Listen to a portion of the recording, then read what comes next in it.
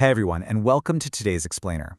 We are going to bridge the gap between high-level government policy in BC's Budget 2026 and the actual on-the-ground reality of acquiring heavy equipment.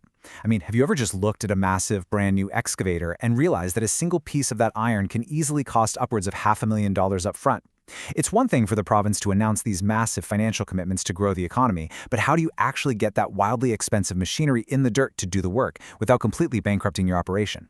Well, that is exactly what we're unpacking today. All right, let's quickly run through our roadmap for today. Number 1, fueling BC's economic engine.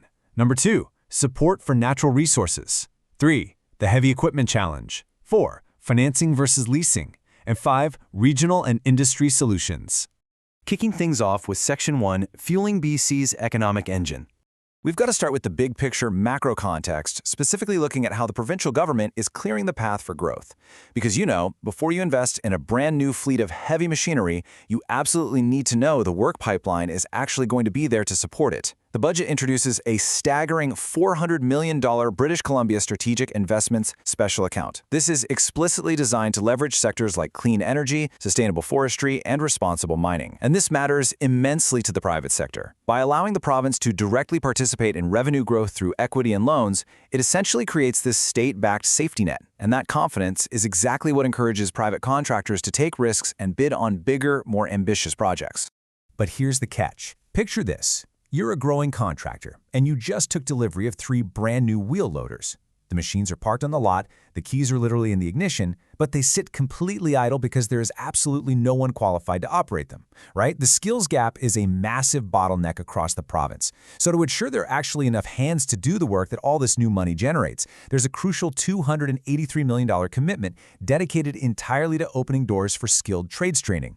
Breaking that down, we are talking about $241 million to straight-up double skilled trades funding. Then there's $12 million in grants to double apprenticeship seats by the 2028-2029 cycle, and another $30 million for highly qualified professionals in fields like engineering and geology.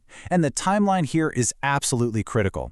Doubling those apprenticeship seats over the next few years aligns perfectly with the operational lifespan of the heavy equipment you might be purchasing today. So as you scale up your physical fleet, the specialized talent pool required to maintain and operate that machinery is scaling up right alongside you.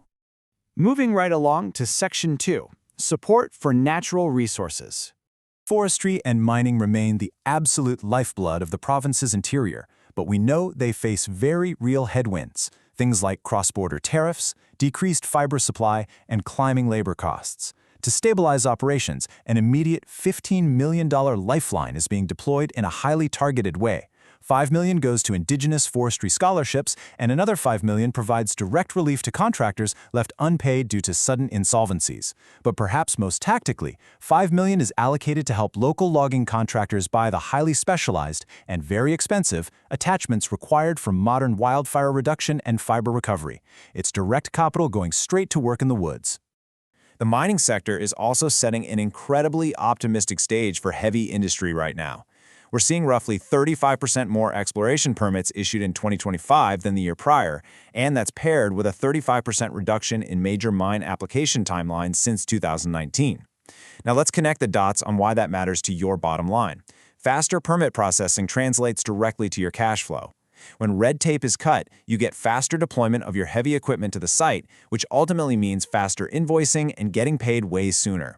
It is a massive efficiency win that has driven over $750 million in mining exploration investments. Which brings us to a really crucial question. With all this government investment, clearing the path and creating intense project demand, how do businesses actually afford the machinery to do the work? Think about the massive disconnect here. It is so easy to talk about multi-million-dollar provincial initiatives, but the reality is a small business owner sitting at a desk staring down a colossal invoice for a single piece of heavy equipment. That leads us perfectly into Section 3, the Heavy Equipment Challenge. This is where high-level policy steps aside and your operational cash flow takes the absolute spotlight. Heavy equipment costs can range wildly, from tens of thousands of dollars for a used skid steer to literally millions of dollars for specialized rigs. The sheer physical weight of the machinery is rivaled only by the immense financial weight it puts on your vital working capital. If you drop $1 million in straight cash on a new rotary drill, you are instantly draining the reserves you desperately need for payroll, unexpected breakdowns, and just daily operational survival. But hey, there is some really good news here. Qualifying for a heavy equipment loan from lenders is actually highly accessible. Usually you only need a minimum of about 1 year in business. Next, lenders evaluate your credit score, but even if your financial history isn't completely flawless, strong operational cash flow can easily serve as leverage. Finally, and most importantly, the equipment itself serves as collateral. We really need to emphasize this point. Because a massive excavator can simply be repossessed by the lender if things go wrong, the bank actually feels pretty safe lending you the capital. This naturally lowered risk makes it far easier for growing, cash-strapped businesses to secure approval. Next up, Section 4, Financing versus Leasing. The real trick is figuring out exactly how to structure that machinery acquisition. Think about the great debate happening on job sites everywhere. Imagine contractor A wants to build long-term equity and eventually pass a fully paid-off bulldozer down to their kids. They choose financing with a conditional sales contract, allowing them to take the depreciation benefits and truly own the asset. Contractor B, however, just needs a specialized loader for a specific 2-year urban development project.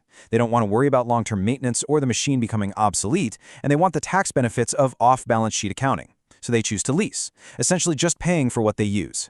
Now, beyond those two main paths, businesses can also utilize short-term rental conversions, month-to-month rentals, or even leasebacks. A rental purchase lets you test a machine out in the dirt for up to a year before fully committing, while rent-to-rent is just perfect for highly specific short-term jobs. But let's pause on the equipment leaseback for a second, because this is basically a financial superpower. If your business is tightly cash-strapped, but you already own a fleet of paid-off machinery sitting in your yard, an equipment leaseback allows you to unlock and access the cash value trapped in that heavy metal, all without ever losing the ability to use the equipment on your daily job sites. And finally, Section 5, Regional and Industry Solutions. Let's explore how these financial tools are applied to diverse equipment needs, specifically looking at a hub like the Kamloops area. You see, the Thompson-Okanagan region features incredibly varied, rugged terrain combined with a unique economic crossroads of forestry, agriculture, and construction. Because the environment is so diverse, contractors need an incredibly diverse fleet to match. This is exactly why a single localized hub supplies everything from standard dump trailers and flat decks to agile skid steers for tight agricultural work, all the way up to massive rotary drills and articulated dump trucks built to conquer steep, unforgiving mountain commercial sites. And thankfully, local financial partners are totally stepping up with highly tailored solutions to ensure your machinery strategy perfectly matches your sector's demands. If you are managing complex operations across agriculture or oil and gas, you turn to CanaWealth for specialized leasing. If you are going deep underground, Reliance Financial has the targeted loans for surface and underground mining machinery. If you are dealing with the steep, rocky interior mountain conditions, Factory Outlet Trailers handles custom rugged truck and van upfitting. And if you need major rebuild programs backed by heavy-duty manufacturer partnerships, Norris Equipment provides the exact capital leasing structure to make it happen. I'm going to leave you with this perfect summary from FinningCat. Matching cash flow to monthly payment affordability is the key element in satisfying your product acquisition requirements. Whether you are backed by a multi-million-dollar provincial budget or just your own grit and hard work, your ultimate success absolutely comes down to mastering your cash flow. Government policy might clear the path and create the projects, but it's your strategic balance of capital and machinery that actually gets the job done. The iron is out there, and the budgets are approved, so the only question left is, will your business be the one moving the earth or the one watching from the sidelines? Thanks so much for joining me on today's Explainer, and keep building.